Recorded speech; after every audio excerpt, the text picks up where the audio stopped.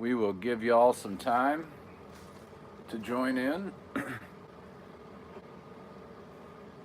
And when you do, we'll get started.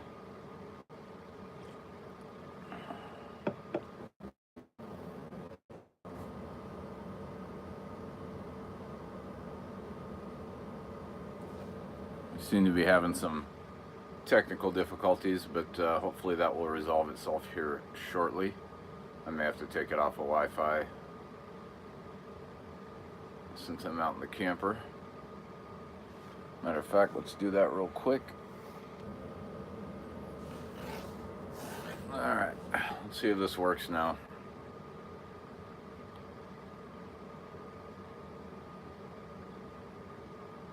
Let's see if we continue to have issues with what is going on.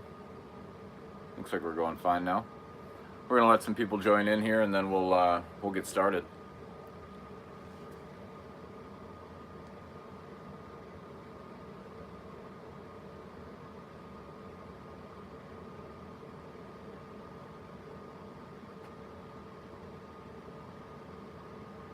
What's up, J&C? Thanks for joining, buddy. I appreciate it. I think we've got J&C in here. We've got ASAP Fishing, DI Yak Bass Hunter. Yeah, me too, man. It's been a pretty good day. So we're gonna do a little giveaway here at the end of the video, just because. And we will, what else are we gonna do? I'm trying to figure out how to look at the comments while I am live on this one. Oh, there we go. That helps. There we go. So I can see what you guys are saying while I'm going. Man, I have not catfished through the ice. I've caught a bunch of catfish, but never through the ice. That would be something pretty cool. I tell you, we've got a reservoir down here that the one arm of it, it's called Lynn Cooley off of Potholes Reservoir, that freezes up, and it's supposed to be really good for perch and walleye in the winter. But I know there's a lot of catfish in there, so it would be fun to go there and try to get a catfish through the ice.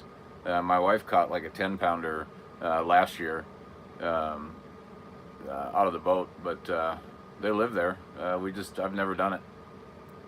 Yeah, let me know how it goes, man. I'd be interested to see how you catch them, I guess, is the more interesting part, because normally you're gonna fish catfish bottom feeding. So I'd be interested to see how that goes. I know people catch them on crankbaits and spinnerbaits and jerkbaits, so maybe a tip up through the ice with a minnow or something on it might do it.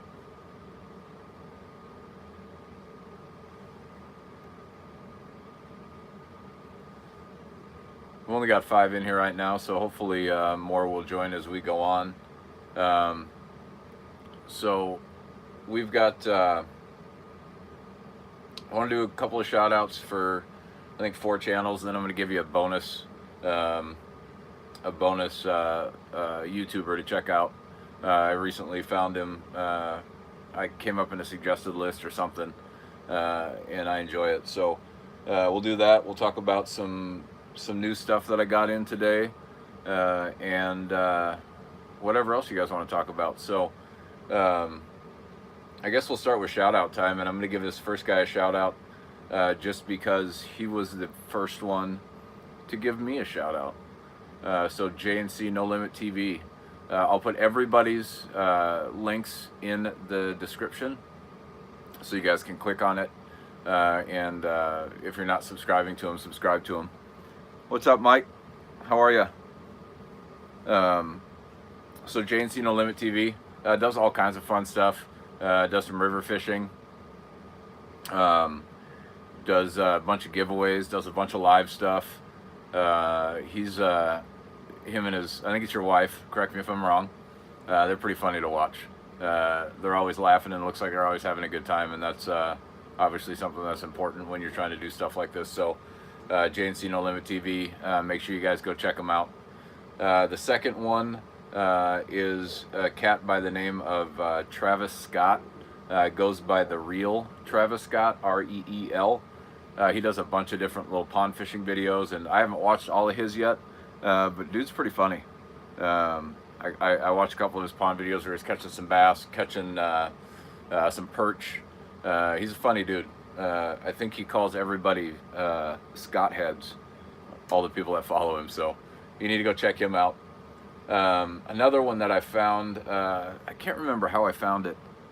How much does the big swim baits play a factor for you out west? Not hardly at all, buddy. I'll tell you, I'm in Washington State.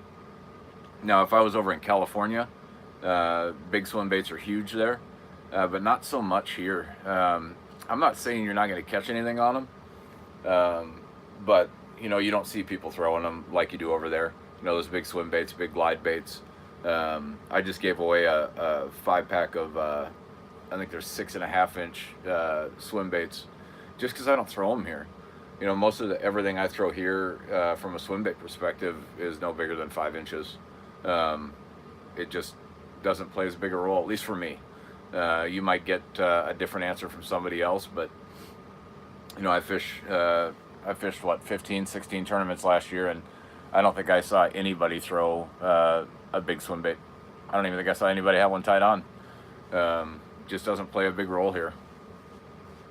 The next page I wanted to shout out was a page called FishNMore. Young kid, I don't know how old he is, probably 13 maybe. I just watched the last 2 videos he put up. He's from Minnesota, which is where I'm from, and they're just getting out on the ice now, and the last couple of videos he had, they were fishing on like 2 inches of ice, which is kind of scary, but I used to do it too when I lived there. As soon as that ice would get on, if I could walk across it safely, I was doing it. So the kid's pretty funny, and you should go check him out. The last one I want to call out is Buck Fishes. I haven't gotten a chance to watch a lot of his videos, but the last one I watched was him out on like a, I don't know, looked like a public pier or something, catching walleyes in Lake Erie, and he caught some studs. So go check that guy out. He's pretty funny, real high energy. You know, he was out there shaking hands with everybody before he started fishing.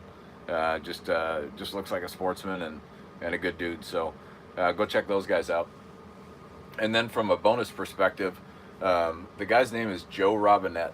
I think that's his YouTube page, and I'll put a link to it. I don't know how many of you guys are campers, hikers, outdoorsy, aside from fishing stuff.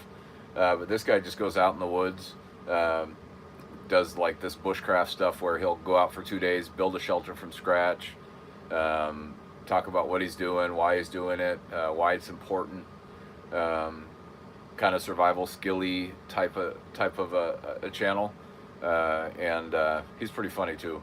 But nice channel, lots of really good content, fun to watch. I like to watch it at night when I'm just chilling out, editing videos. Yeah, man, I would love it. You know, I was there, I was back, well, Wisconsin is where I went.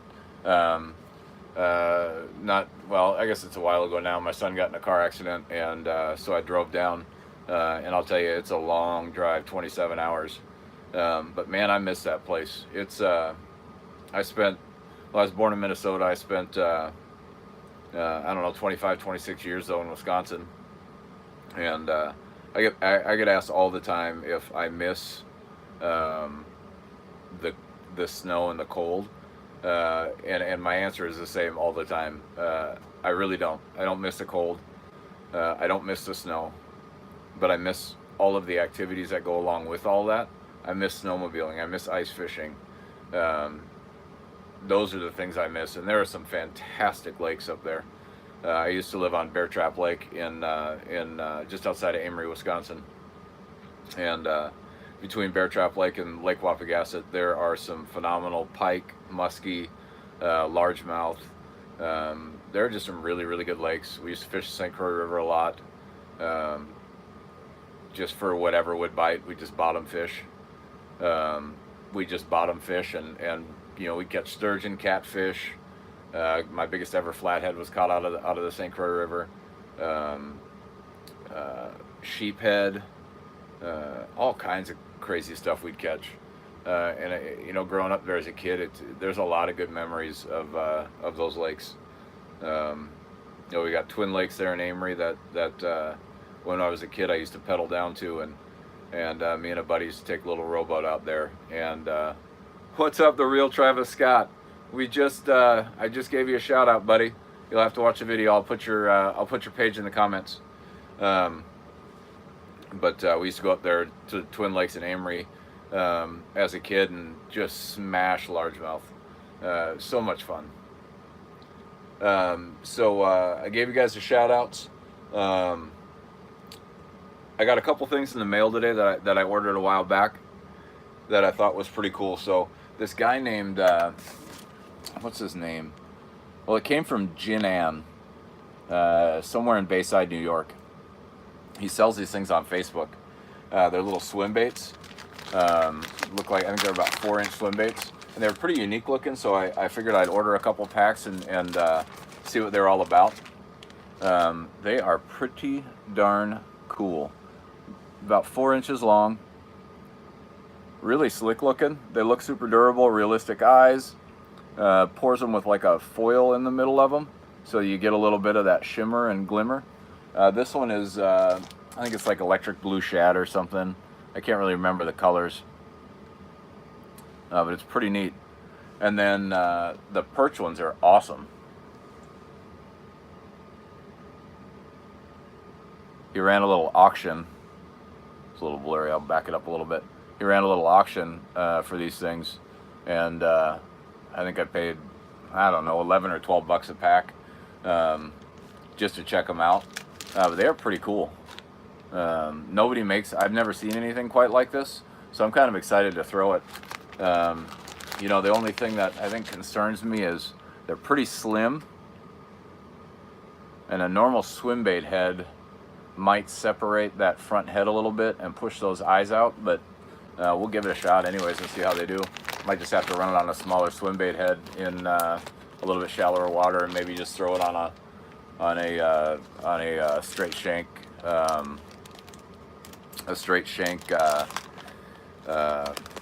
Ned head or something. Would probably work fine, but pretty cool. So I'm excited to see them. I think they come in packs of 10 or whatever, but man, they look like real minnows. It's pretty neat. The other thing that I ordered, so if any of you guys tournament fish and you're looking for a good set of call clips, there's this company called, what is it called? Why did I forget? The guy's name is Mark Caro. MGM Call Tags. A Z-Man Nedlock swim bait head would work. Yeah, I think so. Just something slim. I'm just afraid if I put it on a swim bait head, I'd separate it. I'm looking for some skills. Nice. What's up, Daniel? So, anyways, there's a company called MGM Call Tags, I think is what it's called. I'll put the link in the comments or in the description. The guy's name is Mark Caro. So I saw these online and I wanted to get a new set. So I decided to order them, or I sent him a message, asked him how much they were, yada, yada, yada. And he makes them, you know, pretty much custom, whatever color you want. So I was like, hey, can you do Viking purple and yellow? And he's like, you're a Viking fan? And so I'm thinking, here we go. And I go, yeah, I'm a Viking fan, man. And he goes, well, so am I. So yeah, I can do it. So we got these new call tags. Yellow, purple cord, and then a little dice on top to let you know what number the call tag is. These things are ridiculously strong, really hard to push out, which is fantastic. So you know they're going to hold fish. You know, you can barely open them all the way up with 2 hands, so you know they're going to be durable. They're going to hold on. Non-puncture call tags. You get 6 of them for 39 bucks. the same price you'd pay for any other cull tag out there. But these things, I can tell. I'm not demonstrating it on myself, Nunez. Shut up. So these things you can tell are going to hold on to the fish. You get 6 of them for 39 bucks. And then he also sells the live well hanger for 10 bucks or whatever, 12 bucks, whatever it is. And they just clip onto the live well hanger. Just for an easy place to store them. But like I said, Minnesota Viking colors, he'll pretty much make whatever you want. If he can do the colors, he'll do it. So I thought it was pretty cool. I was excited to get them in, but now that I finally do, you get 6 of them. All have a little dice on the top. So like me and my partner have, hello, Mest Pie is Glay. I don't know who you are, but that's a funny name.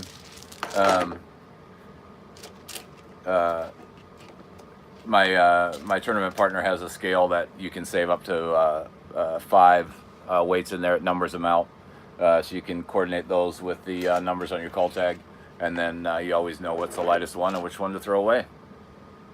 So pretty darn cool. So go check them out. They're pretty cheap for call tags and look super durable. I've watched a lot of videos on guys that run those, and nobody's had any bad things to say about them. So pretty damn cool. What else are we gonna do? Giveaway. Might as well give some stuff away, yeah? You just found out I lost 38 subs in the unsub glitch. That sucks.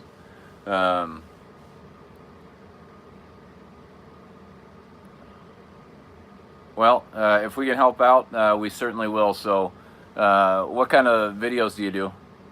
Is it all fishing, outdoor stuff, or do you do other stuff?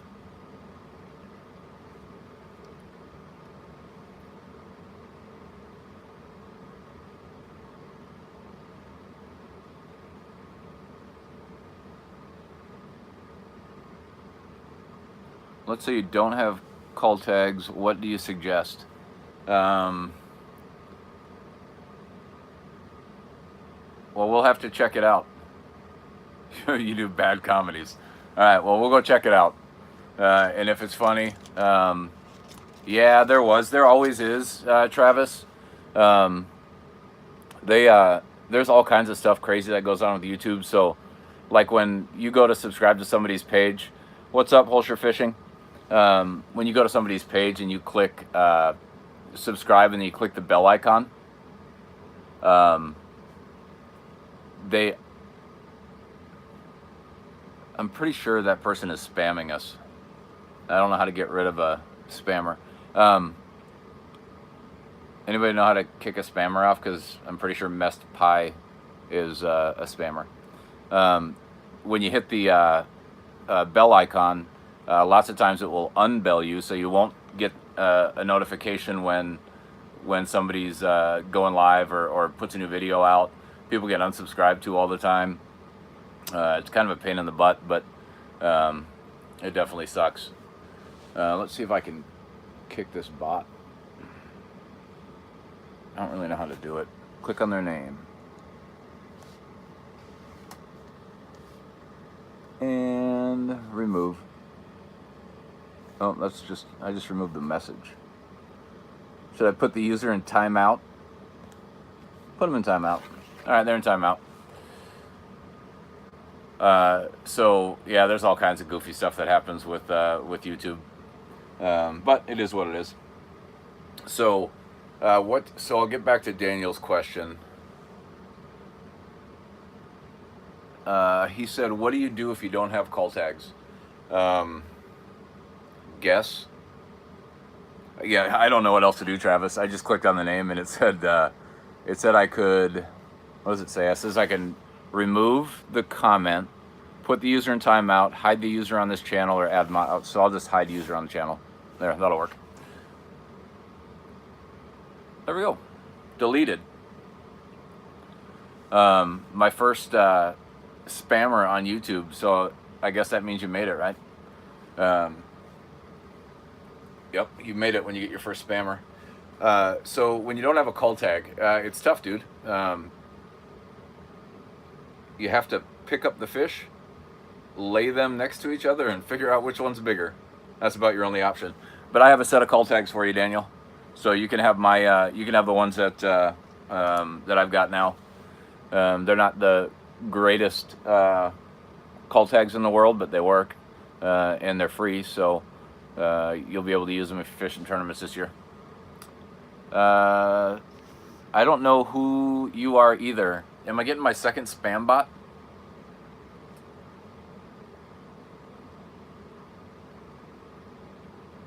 It's probably another spammer. But yes, you're too late. We have already given away everything, and you didn't win.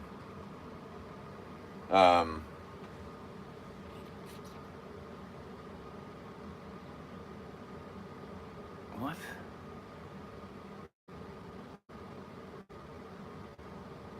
Okay, as long as you don't start acting foolish, I'll let you stay.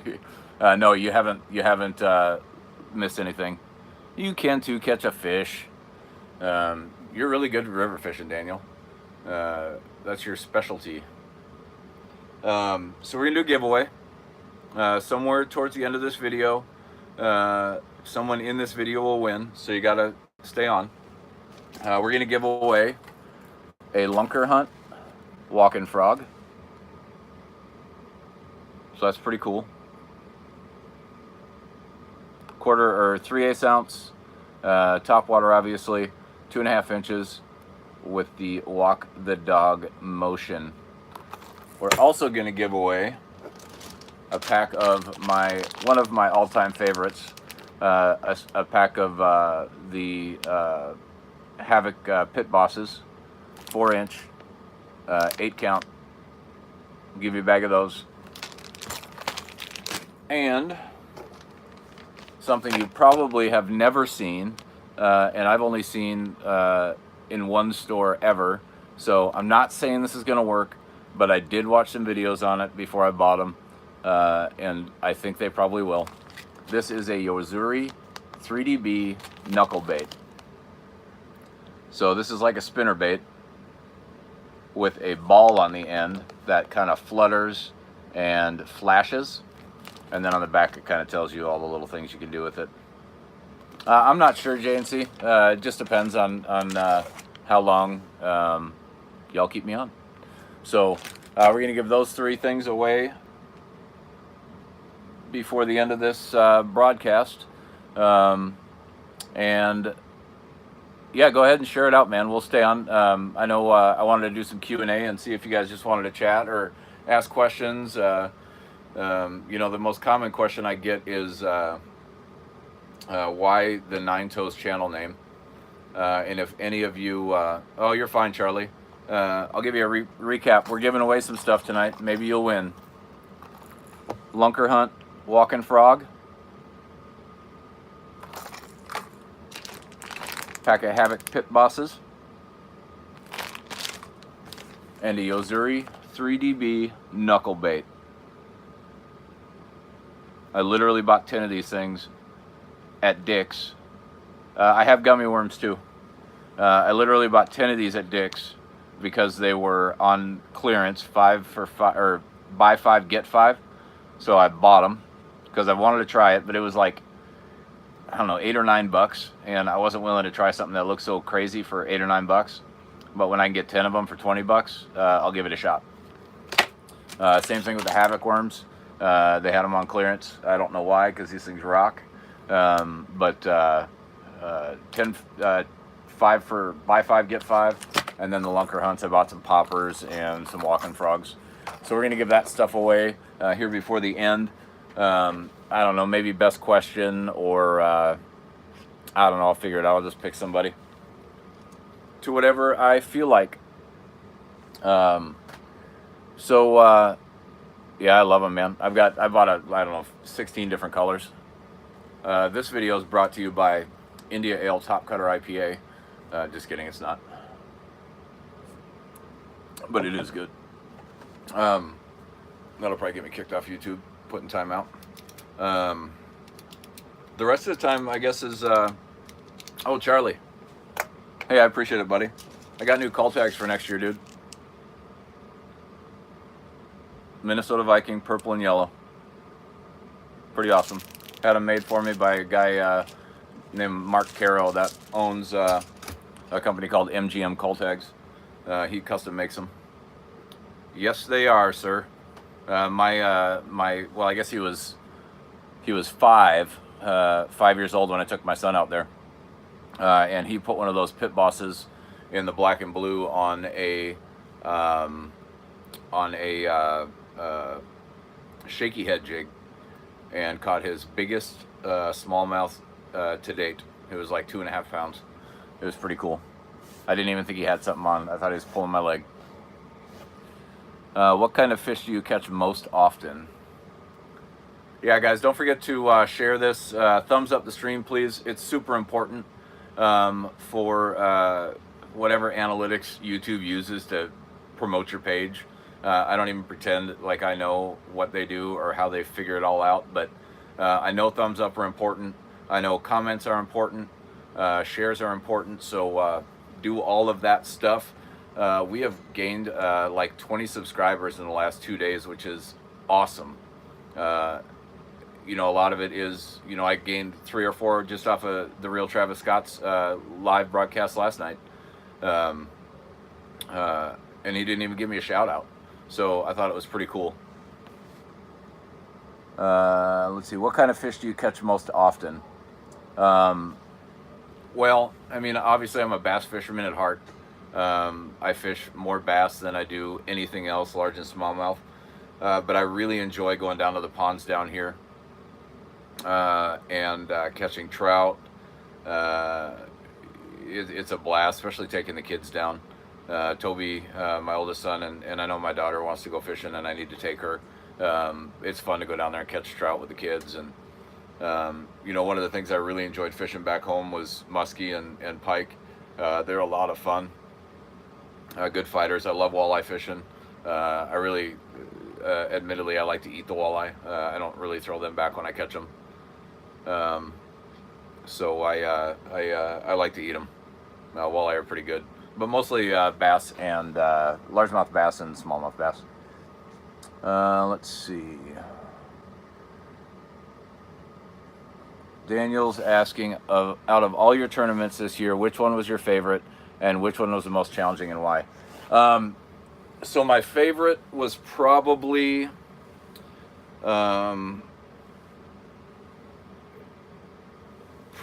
you know, it's tough because I had a lot of fun at a lot of them. You know, the ones that come to mind the most was the Potholes Open for Northwest Bass. We had a ton of boats, and I finished 28th. So I think that's the one I'm most proud of, just because everything that we did in practice translated over into the tournament, and I fished really well, and you know, to get 28th place out of however many boats we had, 101 or whatever, 110, I was pretty proud of that. But I think the one I had the most fun at was probably the Snake River for Eastern Washington bass. I had never fished that before. Had no idea what to do. I showed up 1 day removed from 7 days in the woods at elk camp, and just put my head down and fished. Got 3rd place. So that was probably my favorite out of all of the ones that I did this year. When did you get the name Nine Toes Fishing? So if you go back to one of my first videos, I talk about this a little bit, but I'll tell you anyways again. So shortly after we moved here, I got into a motorcycle accident and got kind of screwed up.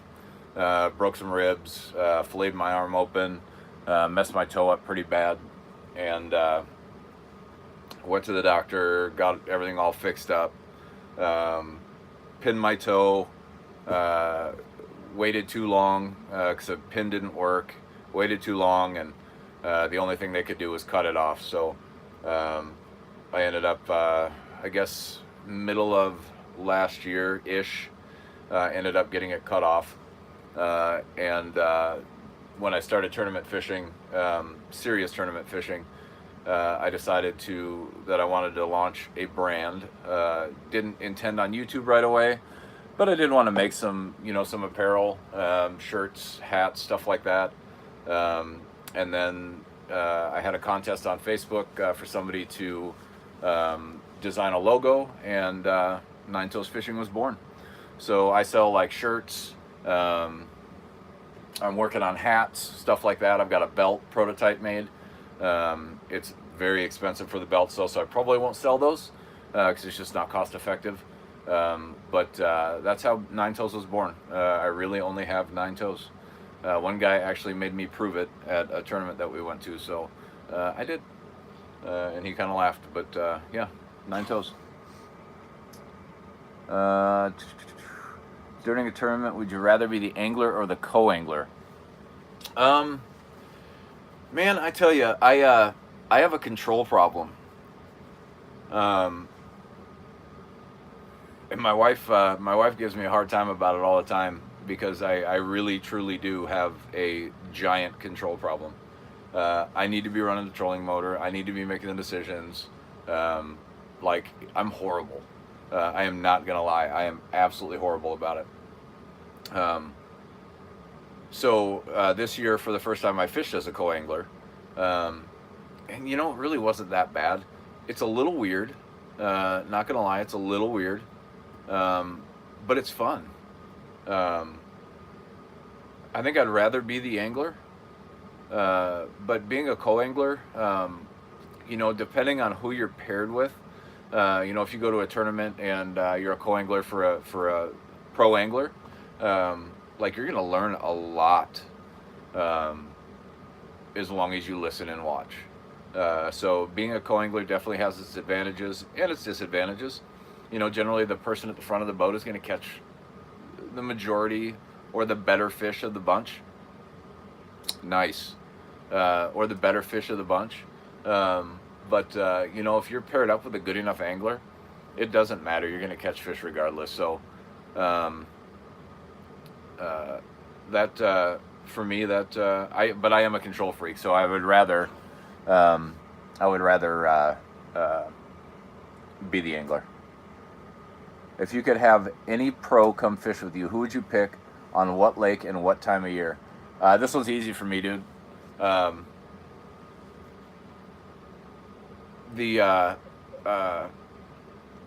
angler I'd pick, so favorite angler of all time is Kevin Van Dam. Not gonna lie, I think he's probably everybody's favorite, really. I mean, the guy's won more tournaments than any angler in history can probably hope to win. But that's not who I'd pick. I would pick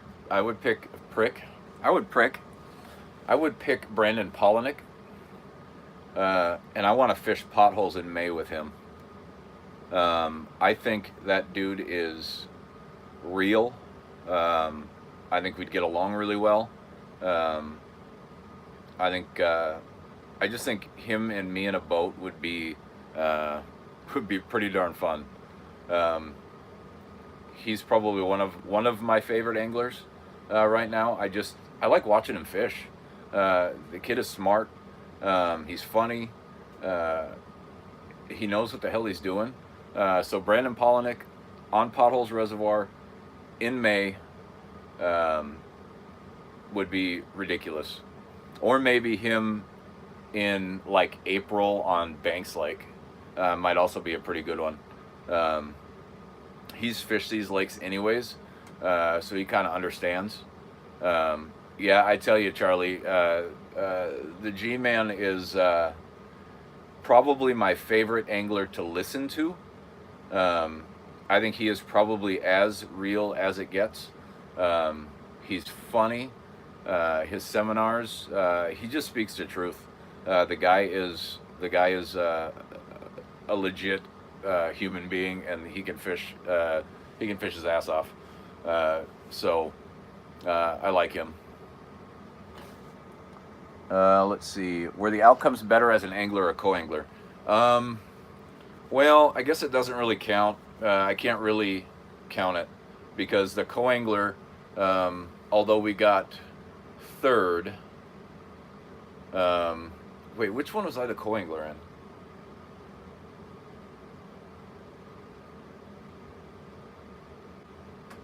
I don't remember, but I think we got third as a team out of 3 teams, so that doesn't really count.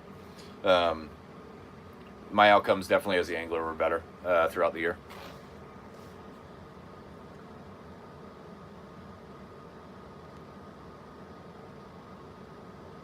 Yeah, he's very down to earth, man.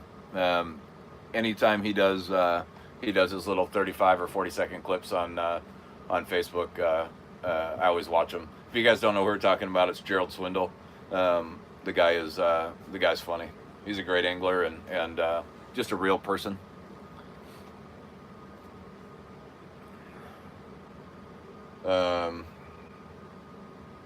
What else? What other questions do we got? We got all the time in the world. Well, I do. You guys might not, but I do. I'm trying to think of who to give this stuff to. We got some pretty good questions. Hey, Cassie. We got some pretty good questions in here. So far, I think I've got it narrowed down to a couple. I really liked TheReel TravisScott's question about would you rather be the angler or the co-angler? And then I really like Charlie's question about if you could have any pro come fish with you, who would it be, what lake, and what time of year? What is my dream boat? Easy. Another easy one.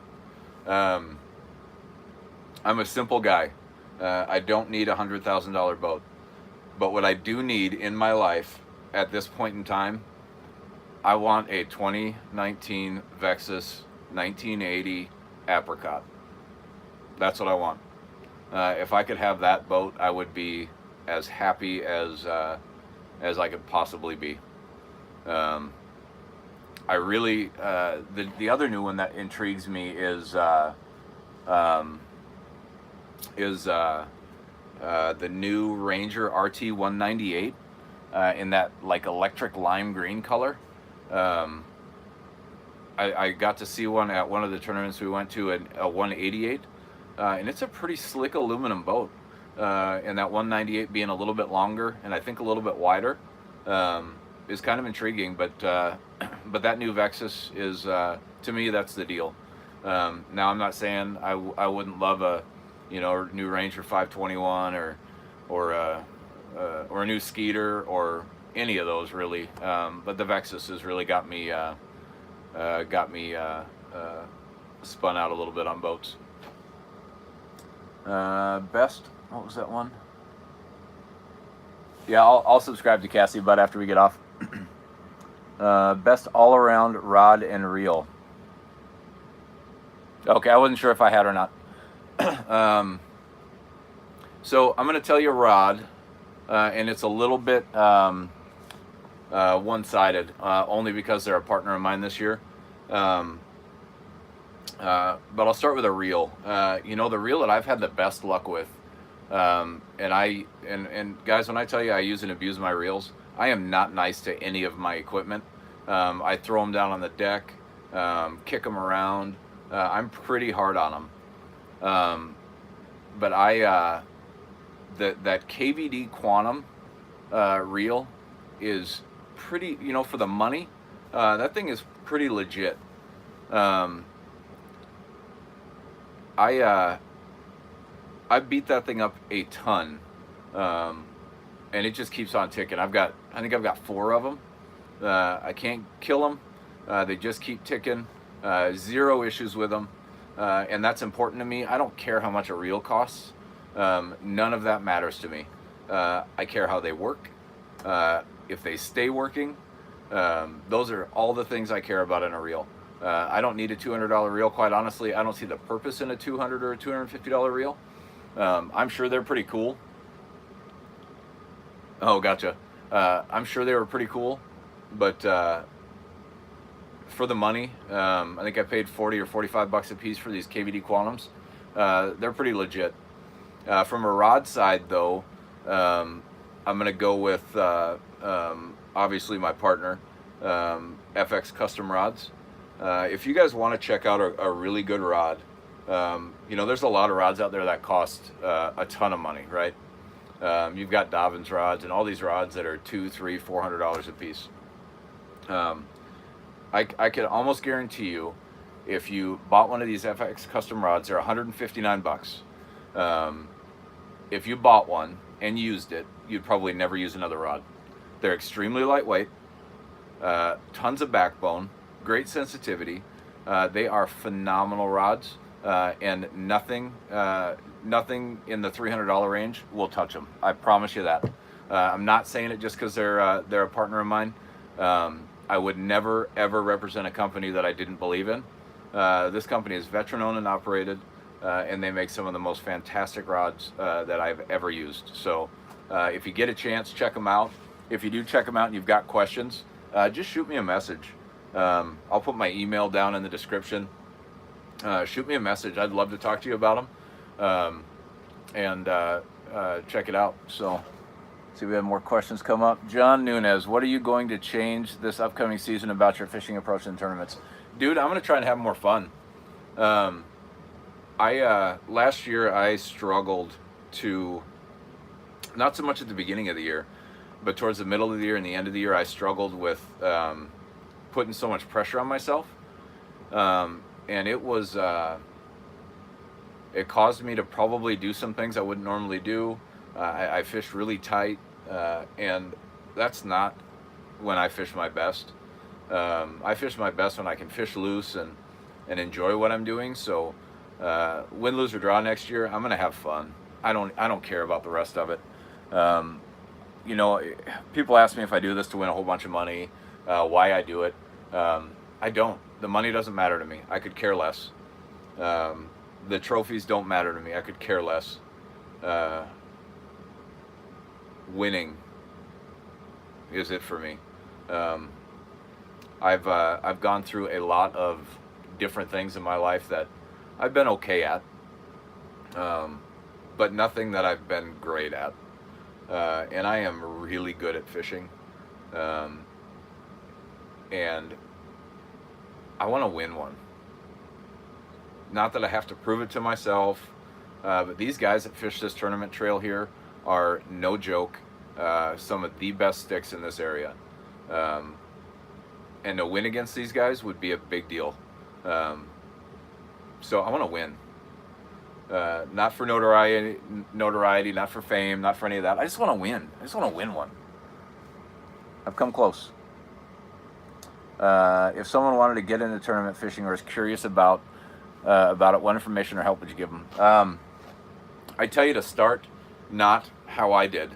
Don't dive into the biggest trail you can find in your area. Start small and work your way up. I think that's the only thing I regret. I guess I don't regret it, but it makes it awful tough on you when your first real serious tournament to try and qualify for the Bassmaster Classic is your first tournament you fished in God knows how long. You get there and you realize, you walk in thinking, you know, you got a chance, and you catch 31 pounds of fish, and you think you're sitting pretty good, and then the guys roll in with 40 pounds of fish. It's just, it can get pretty humbling pretty quick. So I tell you to start small, fish some just local tournaments, opens, get your feet wet a little bit, get used to the competition, and don't fight for pro staff spots. Don't fight for sponsors right away. It is a heck of a lot more work than even I thought it was. And so trying to balance that between your job, fishing full-time, working full-time, keeping your pro staff partners happy, keeping your sponsors happy, it's a lot to juggle. And luckily I don't have a ton. I think I've got 2 sponsors or 3 sponsors and 4 pro staff spots. It's just a lot of work, and it's exhausting. I'll be honest, it's exhausting. Let's see. How much is the entry? So J&C asks, how much is the entry fee into your tournaments? So for my main tournament trail, it's a little over $2,100 for the season. You know, when I think about the entry fees, it's that plus the RV spots and the travel and the fuel for the truck, the fuel for the boat, all the practicing you have to do to drive to all these places. So there's a lot more in it than just the entry fees. I probably have $5 or $6 grand sunk into this year between entry fees, tackle, beer. Yeah, you're right, John. Beer, tackle, fuel, camping spots. It's expensive, and I did not pay it back this year by any means. I got to check on my first tournament for big fish. I got to check with Eastern Washington bass. Came really close in quite a few of the tournaments on Northwest, where if I just would have done one or two things different, I would have been right there. But it's no, the wife and the kids and my mom all come with me for every Northwest bass tournament this year. I think they came with my kids. I've got a 7-year-old, a 5-year-old, or an 8-year-old now. Crap. 5-year-old and a 3-year-old, and they love to come, and they love seeing Daddy carrying all the fish. And Toby got to hold the fish this year during one of the pictures from the Potholes tournament. Kids love it, and I'd rather have the kids and my my family be there during those bigger tournaments. It's important to me. 7 kids, Travis? My gosh, you got like almost a football team. So yeah, it's fun. I enjoy it. A lot of time away, but it's fun. Let's see.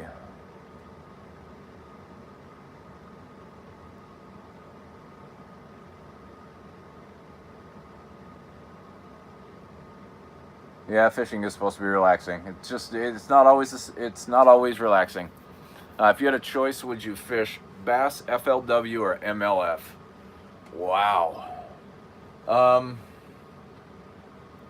Man, I'll tell you, I would have said, if you'd have asked me middle of last year, I would have said bass. Now I would probably say MLF. And only because the best anglers, really, in my opinion, in the world, move to MLF. And if I'm going to fish against somebody, I want to fish against the best anglers in the world. Now, that doesn't take anything away from the guys in bass. Like, they are there for a reason. The guys in FLW are there for a reason. They are all tremendous talents. They're all awesome fishermen. I follow Scott Martin on YouTube a lot, and that dude is another one of my favorite guys to fish, and I love following him on the FLW. But man, I want to roll up in a boat and look to my left and see Kevin Van Dam, and look to my right and see Ish Monroe or Ike and Ellie. I tell you, I could not. I need to fish against those guys or with them. Like, they'd kick my butt. Like, I get it. But, an MLF and the format of MLF is really unique. And the no entry fee thing this year for them is kind of a big deal. I'm still waiting on my invite, guys. I'm here. I'm waiting.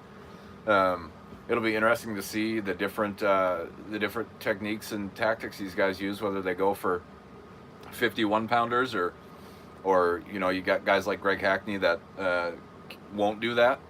He's going to go for 5 pounders. But I don't know. It'd be fun either way.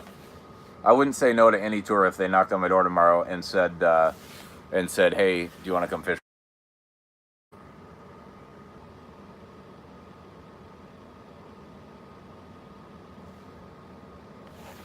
All right, we're back. Sorry, guys, we're having all kinds of Wi-Fi issues tonight. So the question was, what and where was the start of your fishing life? Amory, Wisconsin, Twin Lakes was the start of my fishing life. I used to ride my bike down there and fish from the shore when I was like 6 or 7 or 8. I really can't remember how old I was. I don't really know what drove my passion for it until, I guess I do, when my mom married my adopted dad.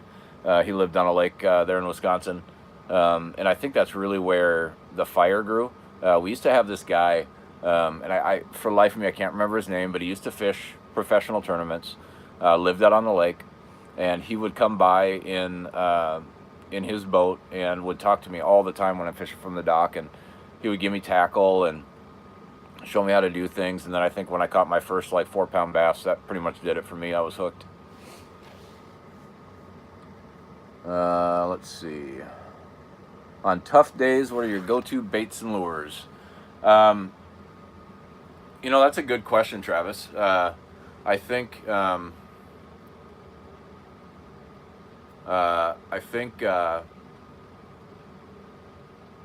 put it this way. It's not any one lure, I guess. Well, I guess it depends on what the situation is, but I always tell people, if you're struggling, the best thing you can do is take the one piece of tackle in your box that you are 100% the most confident in, and throw that thing till your arm falls off.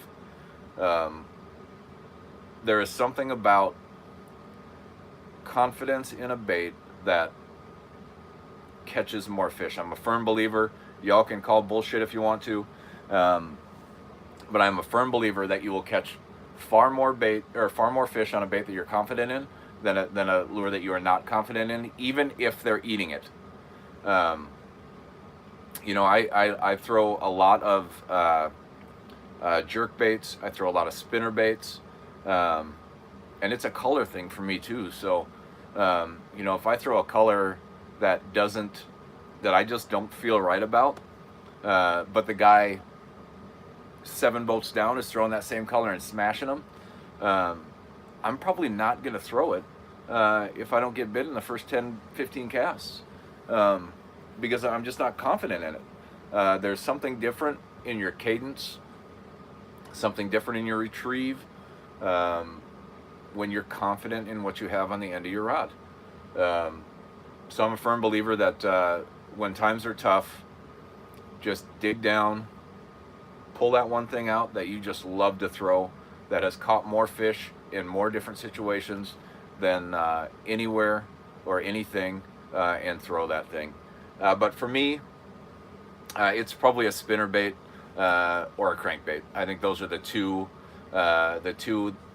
pieces of tackle in my box that when I'm really down in the dumps and not getting anything, I'm going to turn to one of those two. So good question. That's awesome.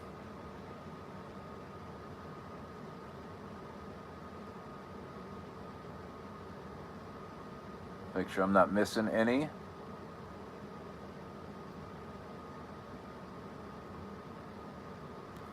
Yeah, man, I had some really good luck. That tournament in on potholes this year, the Open for Northwest. I caught almost everything on a spinnerbait, with the exception of a few that I caught on a shaky head and a few that I caught on a swim bait.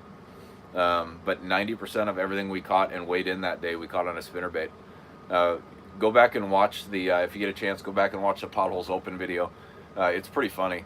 At one point, I'm fishing on just this little turn corner where there's a bunch of weeds and stuff that kind of flick out to the middle, and I threw a spinnerbait over the top of this little weed patch, and I saw a big swirl behind it, and I looked back at my buddy and said, "Hey, did you see that?" I just swirled at it, and then he smacked it. Well, by the time I got that fish to the boat, we looked down, and there was largemouth bass everywhere. There was like 8 of them. So we sat there for probably 30 or 40 minutes and caught every single one of them.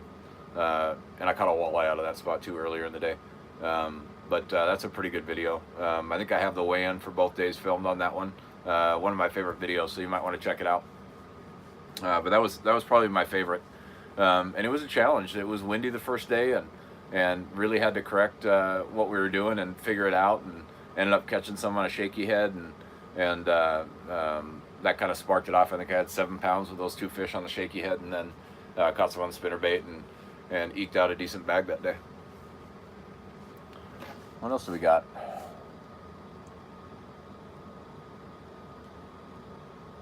Let's give this stuff away.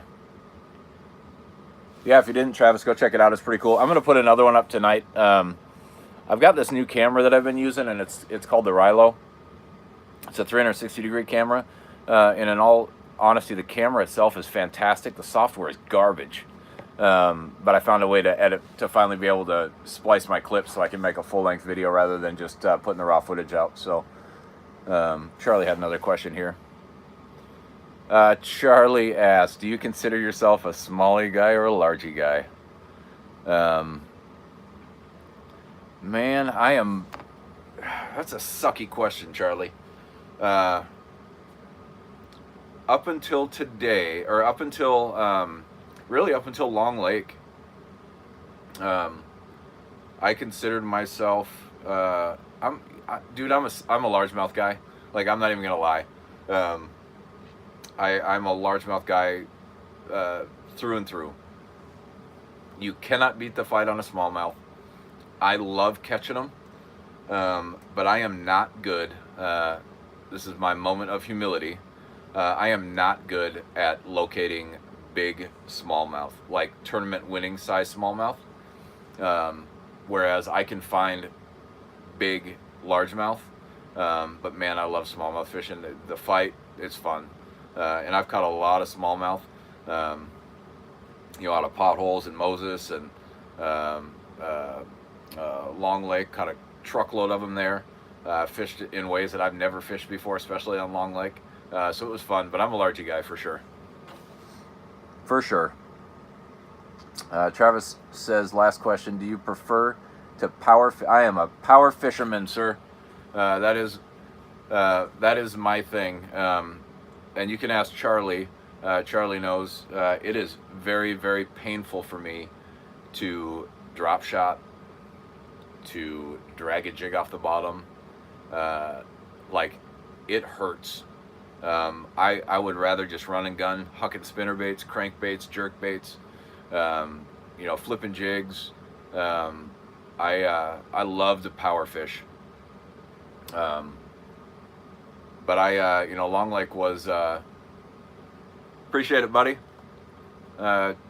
Too fat to hunt outdoors. I love it. I'll hit you back when we're done with this video. It's painful for me to fish slow. But that Long Lake tournament really, really helped gain confidence and really introduced me to a new style of fishing that I'm just not used to. I stuck to what we did all day long. We caught a ton of fish. Didn't get the big ones, but we caught a ton of fish over those 2 days of that tournament.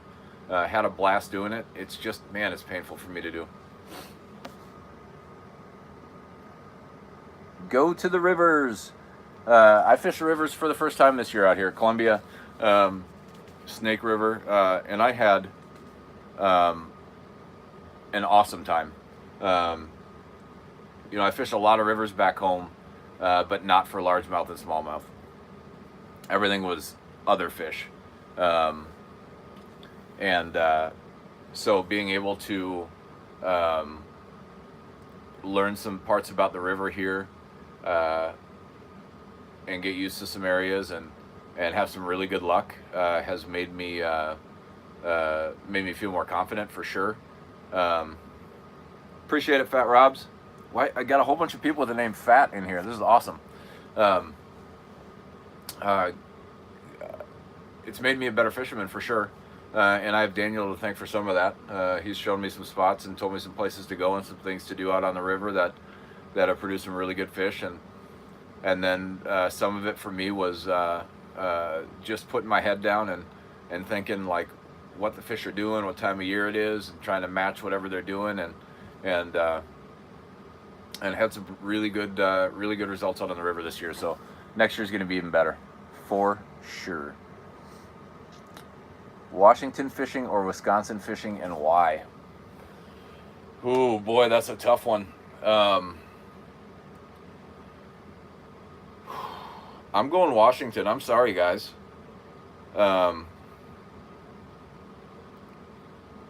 As much as I enjoy Wisconsin, and there are some really, really good largemouth bass fishing there, and I grew up there catching them. Man, Washington is, I'm telling you, it is an underrated fishery for sure. It gets overlooked, and you know, it's probably because of the size of some of the water here. that can't support, you know, a big bass or an MLF tournament, you know, unless they're doing it on the Columbia.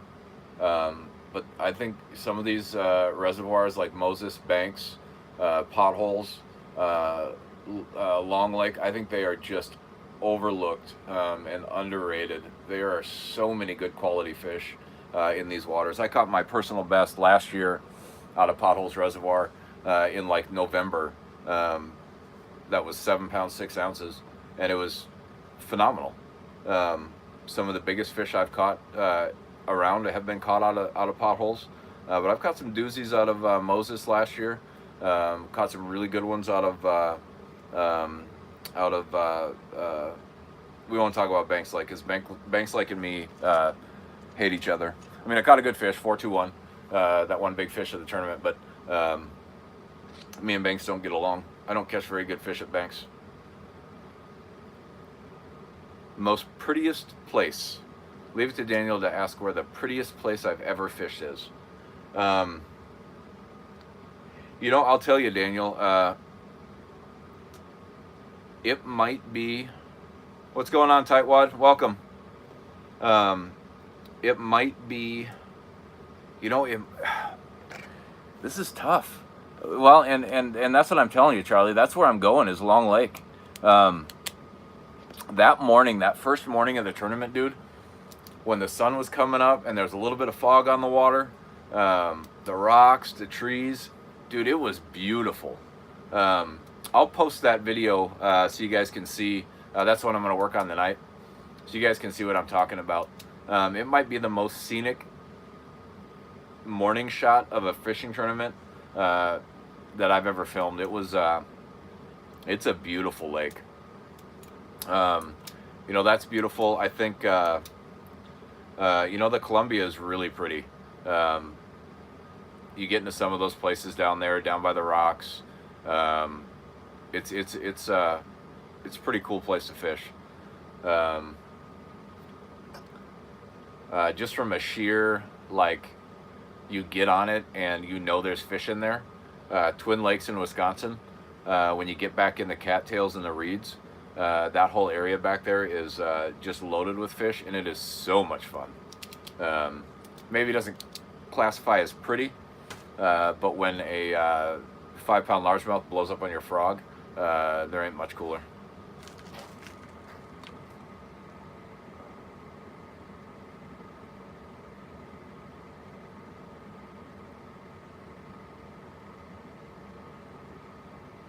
Yeah, J&C is just sending them over here, man. I appreciate it. So we're going to give these things away. I'm even going to throw in the bonus bag of some of the swim baits that I just bought. I'm not going to give you the perch ones, because perch ones I want to try. Yeah, you know what? I fished the Mississippi River.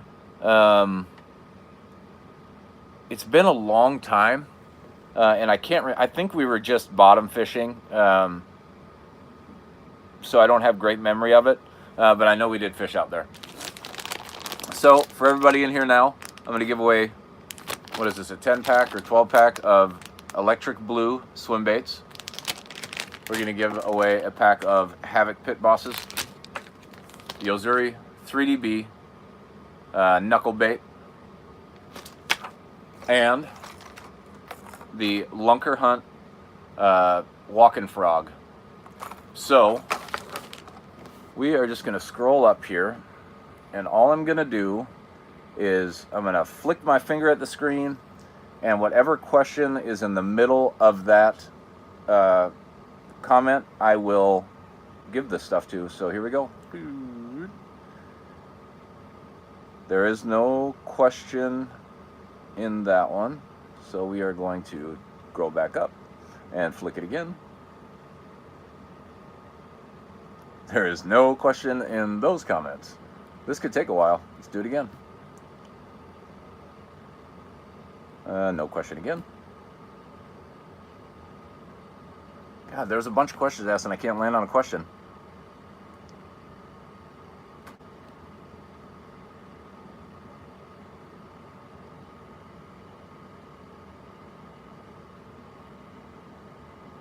We're gonna land on one here. I know we will.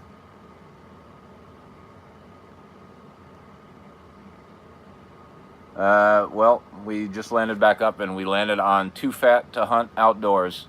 Asked if I ever fished in Mississippi. He just asked the question. It was the first one that came up. So, Too Fat to Fish Outdoors, or Too Fat to Hunt Outdoors. You just won yourself some Berkeley Havocs, knuckle bait, lunker hunt, swim bait. I will post my email in the description after I go back and edit this.